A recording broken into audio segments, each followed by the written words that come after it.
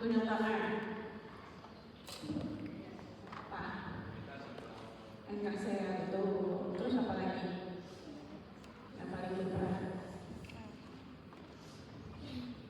Nah, ingat kan kita bilang sel kanker ya.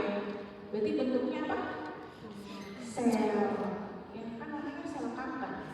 Bukan cairan kanker ya berarti. Nah, berarti bentuknya sel. Berarti yang paling berperan sebenarnya semuanya punya peran, walaupun sedikit punya peran. Tapi yang paling berperan adalah sel imun yang bisa ketemu sama sel. Jadi apa aja? Sel neutrofil, boleh neutrofil. Neutrofil itu adanya di tubuh darah, di darah. Jadi kurang tepat. Makrofag, boleh makrofag ketemu di jaringan. Terus apa lagi? Tadi NK ya, NK. Terus apalagi yang sel paling gampang ketemu? Sel yang bisa langsung membunuh? Sel CD4, sitotosis, sel T, ya, sel T. Jadi yang paling berperan itu kalau ditanya ya, itu adalah sel NK dan sel T. Ingatnya makrofag.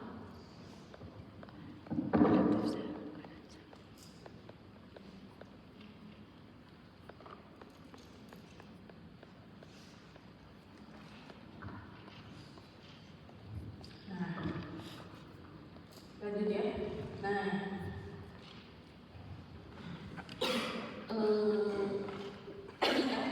gimana sih caranya sel imun bisa mengenali, gitu kan? Bisa mencari, bisa mendapatkan, merekognisi, gitu kan? Tadi ada nemtek yang salah dalam artian ada namanya tumor antigen, ya, tumor antigen.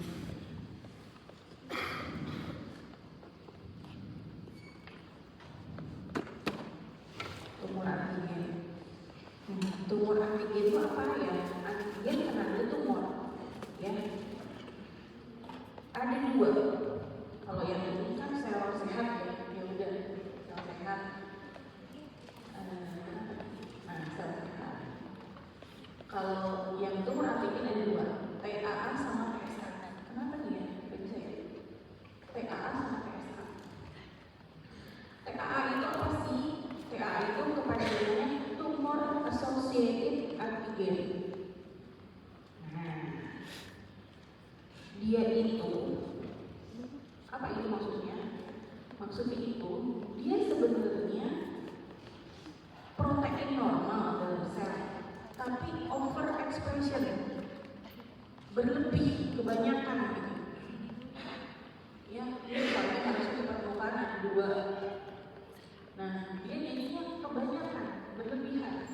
Ini ada 4. Over expression. Tapi dia normal kok, normal. Ini emang ini buat sel, tapi berlebihan. Nah, itu namanya tumor associated antigen. Nah, kalau TSA apa? TSA itu tumor spesifik antigen. Apa itu? Dia emang harusnya nggak ada. Dia itu abnormal, ini yang merah. Dia harusnya nggak ada. Nah, ini ada, muncul. Khas menandakan tumor. Nah, itu namanya tumor spesifik antigen, gitu ya. Jadi tadi yang normal biru sama hijau, ya kelihatan kan? Kalau TAA kebanyakan, berlebihan, nggak seharusnya segini. Kalau TSA ada neoantigen, ada antigen baru yang abnormal, nggak seharusnya ada. Ini muncul, gitu. Ini TSA, tumor spesifik antigen. Nah ini ya, tumor associated antigen tadi normal sel protein yang harusnya sedikit, tapi malah overexpress. Gitu tuh ada contohnya. Saya sebutin yang sering-sering aja.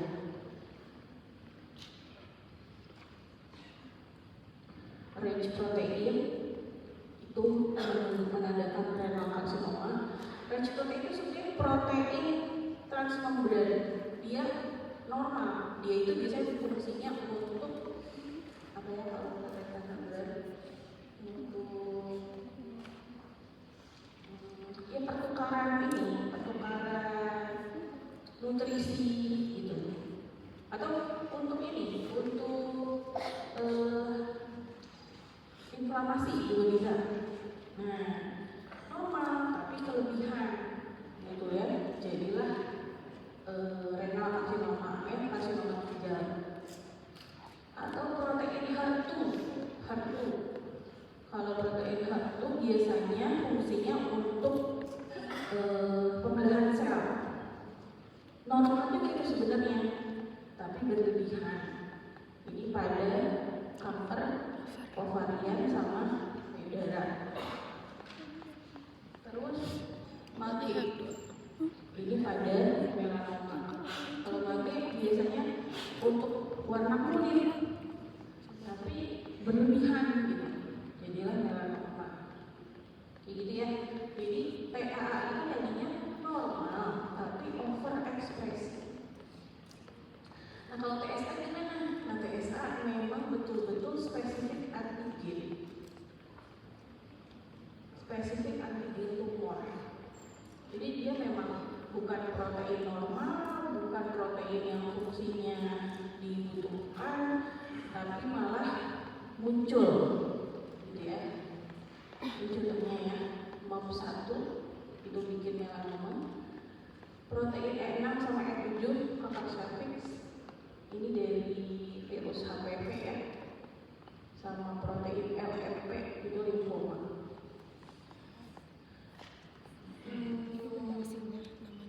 Kalau kalian porsinya nggak harus tahu semua, karena banyak banget. Tapi yang penting tahu ininya, pembagiannya ya. Apa yang disebut TAA, apa yang disebut TSA. Gitu.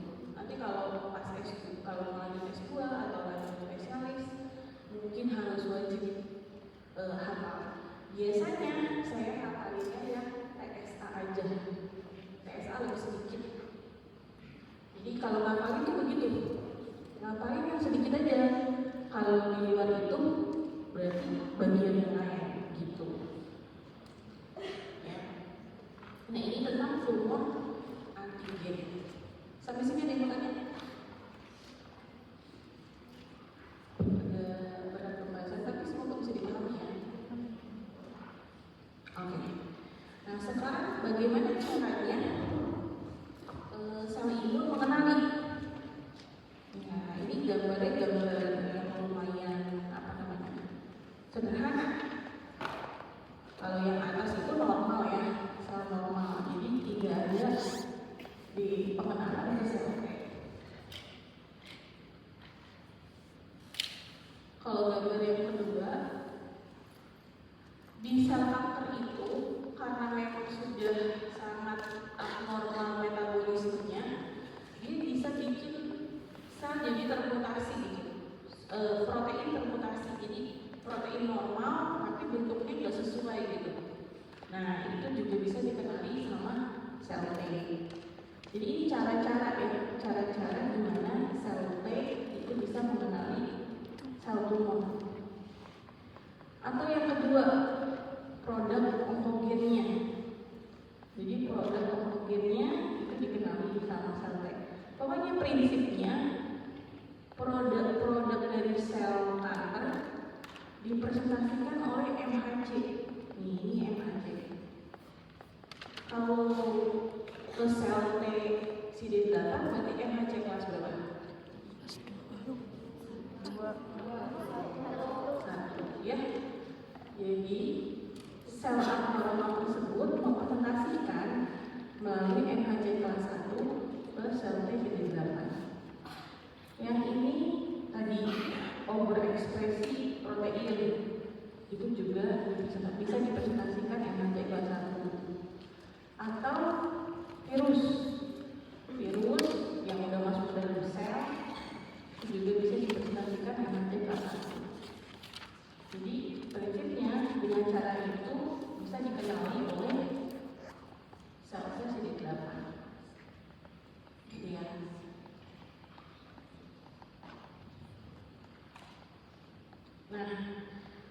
Sekarang kalau memang si tumornya sudah bentuk jaringan gitu, sudah besar gitu ya,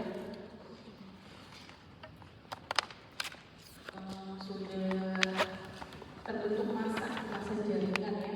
Nah, pakai bantuan apa?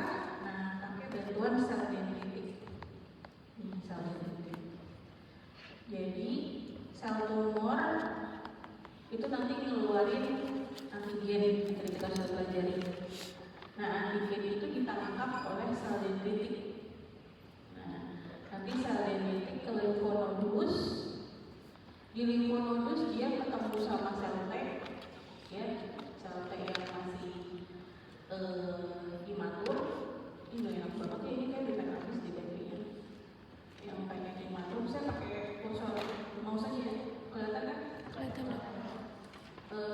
Bagaimana sel dendritik masuk ke limfonodus, ketemu sama sel T yang masih imatur, terus dipresentasikan kayak di tadi diajarin ini antigen, ini ada antigen tumor gitu. Nanti keluar dari pembuluh darah sel T yang sudah matang, yang sudah jadi sel T efektor namanya. Nanti melalui pembuluh darah dia masuk ke jaringan tumornya. Di jaringan tumornya sel kanker itu dikenali, ya, akhirnya jadilah proses killing gitu. Itu kalau misalnya sudah terbentuk jaringan gitu ya. Perlu diulang nggak ini? Perlu? Oke. Jadi di jaringan tumor, jaringan kanker itu kan ngeluarin antigen tumor yang tadi kita pelajari ya. Nah, antigen tumor ini ditangkap sama sel dendritik. Sel dendritik sel imun kita, ya kan? Nah, sel dendritik masuk ke limfonodus terdekat. Makanya pasien yang sakit kanker, limfonodus terdekatnya pasti inflamasi. Misalnya kanker payudara, pasti di aksila membesar. Gitu. Dan biasanya sudah ditemukan sel tumor di aksilanya, di limfonodus aksilanya. Sangat nasofaring, limpolinya pasti membesar. Jadi yang terdekat itu biasanya terpengaruh. Nah, limfonodus terdekat, terus di situ terjadi proses pengenalan. Jadi sel dendritik mempresentasikan ke sel T imatur. Bukan sel T imatur, saya bilang salah. Sel T naif. Ya, sel T naif. Jadi dia udah jadi, udah matang, tapi belum pernah melawan antigen gitu. Nah, di situ sel T naif akan berubah jadi sel T efektor, masuk ke pembuluh darah, masuk ke jaringan, infiltrasi ke jaringan. Terus dia akan mengenali sel kanker deh. Ketika sudah dikenali akan dibunuh. Gitu ya. Nah, jadi itu yang kita harapkan ya. Ini kesimpulannya ya. Ini yang kita harapkan dari respon imun adalah dia mengenali tumor antigen, dia teraktivasi, dia terproliferasi, jadi banyak, jadi kuat gitu ya. Dan akhirnya dia melakukan respon sitolitik atau killing. Ini yang kita harapkan. Dan inilah yang sulit gitu. Sulit dilakukan. Gitu ya. Karena sel tumor itu bisa menghindari respon imun. Nah, itu cara pertama ya, pakai sel T. Nah, cara yang kedua pakai sel NK. Nah, kalau pakai sel NK, ini sel NK-nya itu mesti ada bantuan antibodi dulu. Ini antibodi ya. prosesnya namanya antibody dependent cell mediated cytotoxicity atau ADCC. Nah, kayak gimana maksudnya gini? Ini sel tumor ya, yang merah ini sel tumor. Sel tumor. Nah, pasien yang sakit tumor sebenarnya otomatis di dalam tubuhnya juga membentuk antibodi, karena kan ini ada sel tumor, antigennya beda, proteinnya aneh, pasti kita membuat antibodi sendiri. Nah, ketika sudah terbentuk antibodi, akan ada antibodi bebas. Nah, antibodi ini ternyata berperan menjembatani sel NK. Jadi gini, sel apa namanya? Sel kanker punya MHC kelas 1 nggak? Tadi yang bilang punya nggak? Sel kanker punya MHC kelas 1 nggak? Kan ini gambar ini. Punya kan? Nah, kan sel kanker tuh pinter. Jadi kalau punya MHC kelas 1, MK selnya kenapa? Enggak. Nah, tapi dengan bantuan antibodi, ya, jadi antibodi nempel ke permukaan sel kanker, sel NK jadi lebih mengenali. Oh, berarti dia ini sebenarnya yang normal gitu. Nah, proses penjembatan ini namanya ADCC namanya. Jadi gara-gara diselingkuhin sama antibodi di permukaan selnya, jadi sel NK lebih mengenal. Karena sel NK ini punya namanya Fc gamma reseptor 3, Fc gamma reseptor 3 yang sangat berikatan kuat sama bagian Fc-nya antibodi. Lihat gak nih, saya tunjukin bagian yang tegaknya ini loh. Bagian antibodi itu ada Fc, ada Fab. Ini Fc yang tegaknya ya.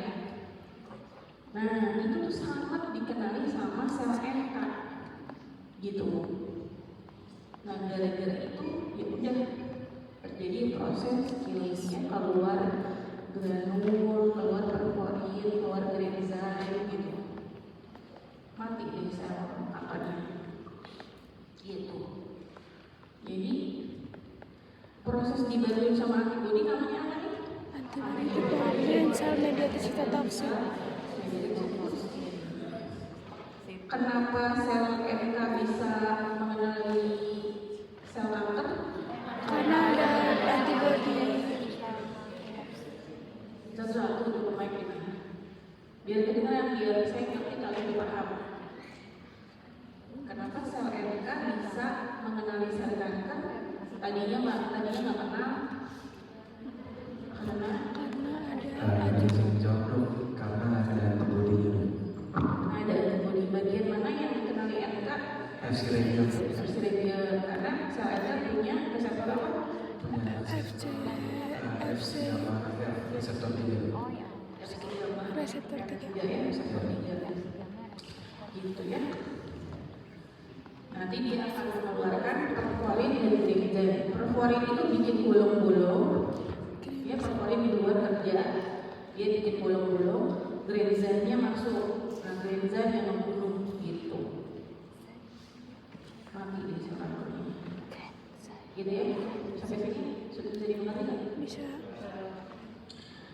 Nah, namun demikian, kenapa sel kanker itu bisa hidup? Karena dia tuh punya beragam mekanisme untuk melarikan diri dari sel imun. Yang pertama, penurunan ekspresi NHC. Nah, tadi ingat kan, dia buat dikenali pakai NHC. Tapi dia dengan liciknya itu dia bisa mengurangi atau bahkan menghilangkan NHC kelas 1 di permukaan. Gitu. Itu yang pertama, cara yang pertama. Cara yang kedua, produksi molekul imunosupresif. Nah, ada namanya TGF-beta sama interleukin 10. Nah, ini tuh mediator anti-inflamasi terkuat. Jadi kalau ini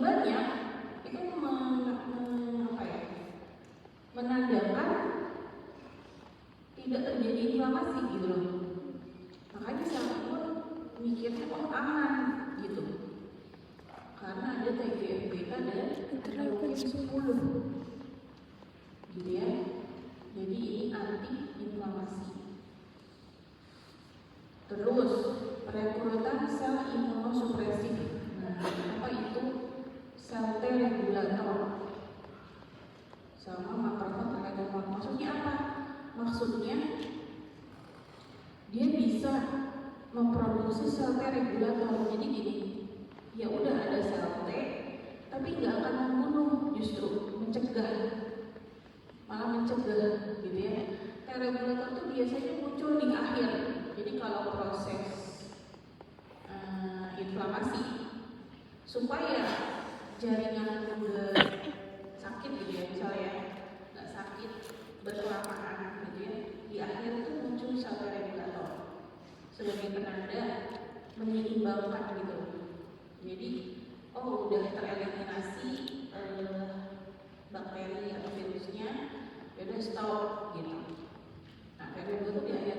Nah ini dia malah terus menerus gitu, merekrut sel-sel regulator. Terus jalur imun checkpoint. Sel kanker mengekspresikan protein seperti PDL1. Nah ini maksudnya gini. Jadi ada namanya protein PDL1 ya. Sesuatu yang berhubungan sama DNA gitu. D-nya itu DNA itu masalah. L-nya itu ligand. Nah, apa yang terjadi kalau PDL1 berikatan sama PD1? Sinyalnya berhenti, sinyalnya stop. Jadi maksudnya apa? Sel T ketemu sama sel kanker, tapi gara-gara ada PDL1 gak jadi menyerang gitu, stop gitu, berhenti gitu. Ya PDL1 PD1. Biasanya PDL1 sama PD1 ini ada pada kasus autoimun biasanya gitu. Nah ini ada pada sel kanker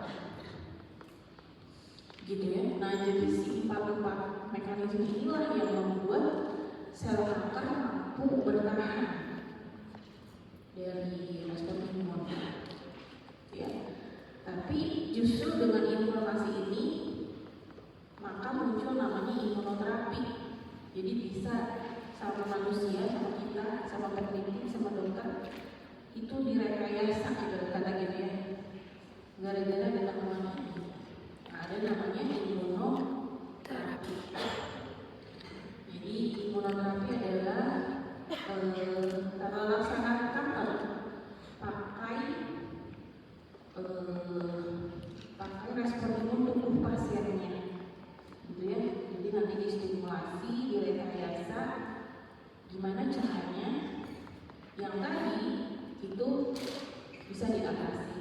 Nah itu kita belajar beberapa ya.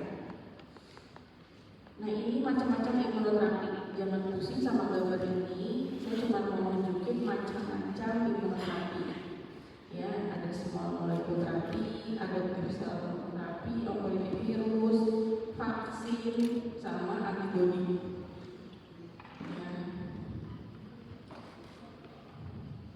Kalau mau pelajari boleh dipelajari. Saya tuh termasuk senang gitu dengan gambar-gambar ini ya. Maksudnya kalau lagi sedih itu cuma gambarnya senang gitu. Nah ini pokoknya menunjukkan sel kanker itu bisa diatasi dari beberapa jalur. Nah yang kita pelajari pertama dengan antibody terapi. Antibody terapi itu gimana sih? Nah, prinsipnya kita bikin antibody buatan dari luar tubuh manusia. Ini namanya monoklonal antibody. Jadi antibody itu diproduksi di luar tubuh, nanti dimasukin sudah berupa antibody. Nah, antibody itu berharap itu spesifik mengenali sel kanker atau spesifik mengenali molekul. Nah, tadi kan kita ingat ya, nih ada masalah sama PD1 atau PDL1 ya. Kalau dia berikatan, Hijaunya stop, ya kan? Ini sel T, ini sel kanker, harusnya dia nyerang ya kan? Fisis. Kalau sel kanker punya PDL1, kalau dia meningkatkan jadi stop, ya kan? Nah, ternyata ada antibodi yang bisa mengenali dua molekul ini. Jadi kalau kita masukin antibodi, bisa saling mengikat. Kalau sama-sama terikat sama antibodi, dia jadi nggak bisa berikatan. Ngerti nggak?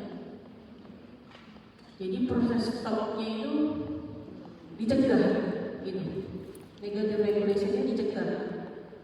Jadinya sel T-nya masih bisa menyerang. Itu kebayang ini. Ada yang nggak ngerti nggak? Ulang ya. Ya udah. Tadi kita bilang ya, kita belajar ya, sel kanker itu punya namanya PDL1. Ya. Sambil ada yang baru nyari dong, PDL1 kepanjangannya apa lupa. Nah, sel T itu punya PD1. Nah, ini kalau berikatan, sel T ini nggak jadi nyerang, di stop, direm, berhenti, nggak jadi nyerang. Padahal kita maunya nyerang apa enggak? Nyerang. Makanya ada antibodi yang bisa mengenali PD1 sama PDL1. Antibodi monoklonal yang tadi saya bilang yang dibuat di luar. Nah, kalau masing-masingnya diikat sama antibodi, dia jadi nggak bisa berikat, gitu. Karena udah sama-sama diikat sama antibodi. FC sama FC nggak bisa diikatkan, ya. FC sama FC nggak bisa diikatkan. Karena sama-sama diikat, jadinya dua-duanya nggak saling berikatan. Makanya nggak jadi di stop, nggak jadi direm. Jadinya sel T-nya tetap nyerang, tetap isis, gitu loh. Gitu. Nah, ada juga CTLA4. CTLA4. Sitotoksik T-limfosit sesuatu protein 4. Nah, dia juga sama, mirip-mirip nih. Kalau berikatan sama B di ujung, jadinya inhibisi. Inhibisi itu apa? Menghambat ya, menghambat. Sama-sama bikin nggak bekerja si sel T. Nah, kalau sel T-nya diikat sama antibodi, dia jadi nggak berikatan. Jadinya bisa inhibisinya dicegah, gitu ya. Jadi tetap bisa bekerja sel T ini. Itu bisa kebayang nggak? Kebayang ya. Gitu. Itu alhamdulillahnya sudah ada teknologi seperti ini. Atau antibodinya mengenali antigen tumor. Nih, antibodi terhadap HER2 namanya trastuzumab. Ini obatnya, merek obat, merek antibodi. Nah, atau mengenali antigen tumor, gitu. Tadi ingat nggak kalau sel tumor di lapisi antibodi jadinya apa? Proses ADCC. Jadi berharapnya kalau dia diselimuti sama antibodi lebih dikenali sama sel NK. Gitu. Ya, kita pakai antibodi. Alhamdulillah ya, dan ini sudah berjalan dengan keadaan seperti ini. Nah, trastuzumab dia bisa mengenali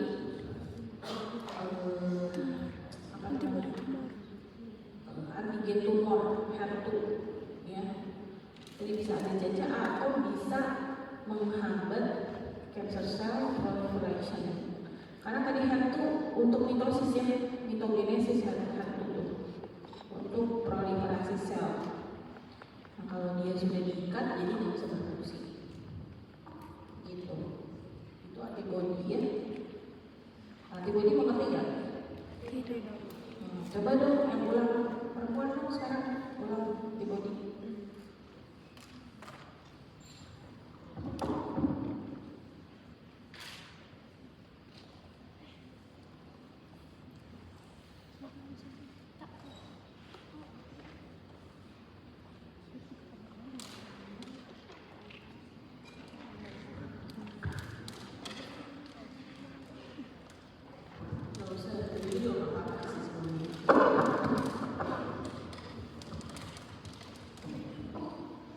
Izin dokter, kalau dari penelitian tadi, jadi untuk dari sel kanker itu kan memiliki namanya PD1.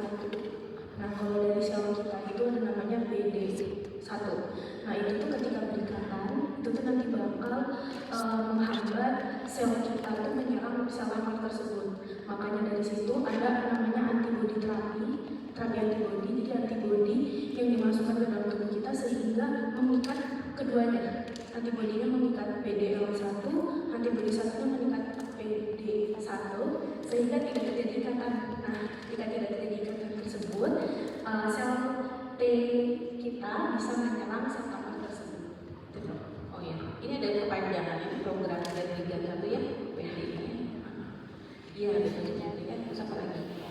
Terus yang kedua itu ada CTLA4, cytotoxic T-lymphoid associated protein 4 dan B7. Nah ini juga sama, ketika mereka berikatan akan menghambat penghancuran sel kanker tersebut. Namun adanya antibodi terapis ini nanti bakal mengikat si CTLA4 ini sehingga tidak terjadi ikatan.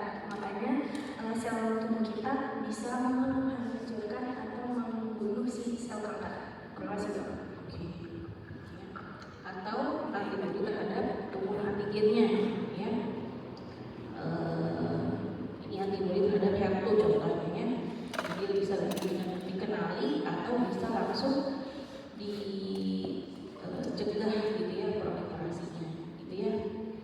Nah, ini seru ya. Semoga nanti adik-adik ada yang menemukan molekul apa sih yang berperan di sel kanker, terus kalian bikin antibodinya, ya nggak? Jadi nanti dapat penghargaan Nobel. Amin ya, amin. Ya, gitu. Karena kanker itu nomor 2 terbesar, penyakit nomor 2 terbesar di Indonesia yang menyebabkan kematian. Dan seringnya ditemukan sudah stadium 3 dan 4. Kalau sudah stadium 3 dan 4 tuh dokter sudah berpikirnya tuh ya paliatif saja gitu ya. Jadi bukan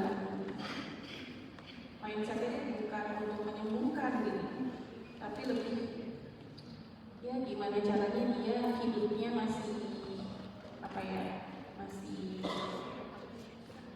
ya cepat dia nggak sakit, dia nggak cacat gitu gitulah, tapi untuk menyembuhkan. Nah, kalau ketemu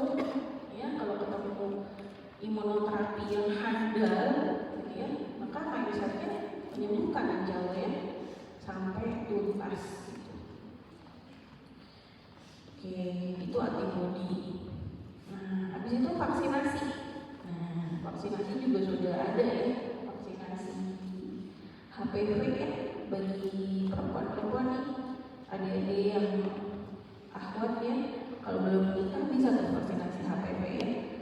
Nah, ternyata kanker juga bisa divaksin. Ini ada 3 model, ini ya 3 model, itu bisa kelihatan. Oke, model yang pertama itu yang dimasukin ke tubuh betul-betul sudah berupa sel dendritik yang membawa antigen kanker. Ini ya, dimasukin ke tubuh. Ya udah ketemu sama sel T, jadi terbentuklah sel T yang siap melawan sel kanker. Gitu ya, vaksin model pertama. Vaksin model kedua dimasukinnya berupa plasmid. Nih, ini yang lingkaran bulat ini namanya plasmid. Jadi plasmid itu DNA-nya bakteri, ya, bakteri karena dia itu makhluk hidup yang sederhana gitu ya, maka DNA-nya bukan apa namanya. Kalau DNA itu bentuknya apa? Double helix, ya kan? Kalau bakteri bentuknya cuma bundar begini doang. Nah ini ternyata bisa direkayasa sama peneliti, dibikinlah plasmid yang mengkode tumor antigen gitu. Nah nanti disuntikkan ke tubuh kita, ketemu sama sel dendritik tubuh kita, tubuh